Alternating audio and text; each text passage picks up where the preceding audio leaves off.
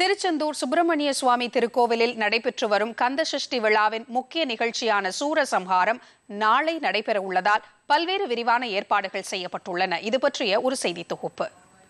முருகப்பெருமானின் அறுபடை வீடுகளில் இரண்டாம் படை வீடான திருச்செந்தூர் சுப்பிரமணிய சுவாமி திருக்கோவிலில் கந்தசஷ்டி விழா கடந்த 22ஆம் தேதி யாகஜாலை பூஜையுடன் தொடங்கி நடைபெற்று வருகிறது. இந்த கந்தசஷ்டி விழாவை முன்னிட்டு ஆயிரக்கணக்கான பக்தர்கள் திருச்செந்தூர் கோவில் வளாகத்தில் விரதம் மேற்கொண்டு வருகிறார்கள்.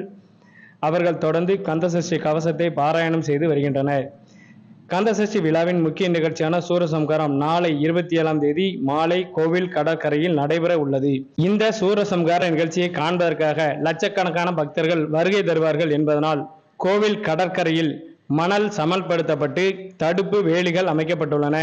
பக்தர்கள் நெரிசலின்றி சூரசம்ஹாரத்தை முழுமையாக காணும் வகையில் தடுப்புகள் பிரிவுகளாக அமைக்கப்பட்டு வருகின்றன.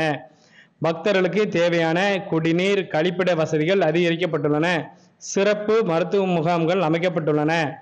லட்சக்கணக்கான பக்தர்கள் கலந்து கொள்வதால் தீவிர கண்காணிப்பை மேற்கொள்வதற்காக 250க்கும் மேற்பட்ட சிசிடிவி கேமராக்கள் பொருத்தப்பட்டுள்ளன.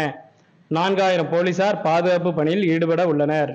கூடுதலாக மருத்துவர் குழுக்களும் 14 ஆம்புலன்ஸ்களும் இங்கு தயார் நிலையில் வைக்கப்பட்டுள்ளன. கடலில் நீராடும் பக்தர்களை பாதுகாக்கும் வகையில் கடற்கரையில் 80 நீச்சல் தெரிந்த வீரர்களுடன் 20 படகுகள் நிறுத்தப்பட உள்ளன. கூடுதலாக பேருந்துகள் இயக்கப்படுவதால் அதற்கான தற்காலிக பேருந்து நிறுத்தங்கள் அமைக்கப்பட்டுள்ளன.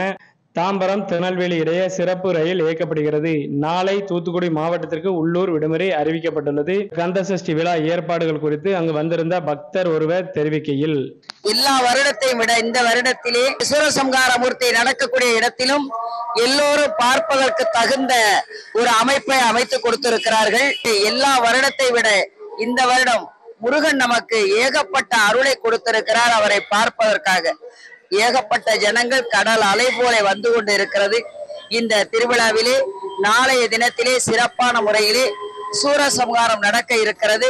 அதை காண்பதற்கு மக்கள் அலை போல வந்து கொண்டிருக்கிறார்கள். டிடி தமிழ் செய்திகளுக்காக திருச்செந்தூரிலிருந்து ஏ. லக்ஷ்மணன்.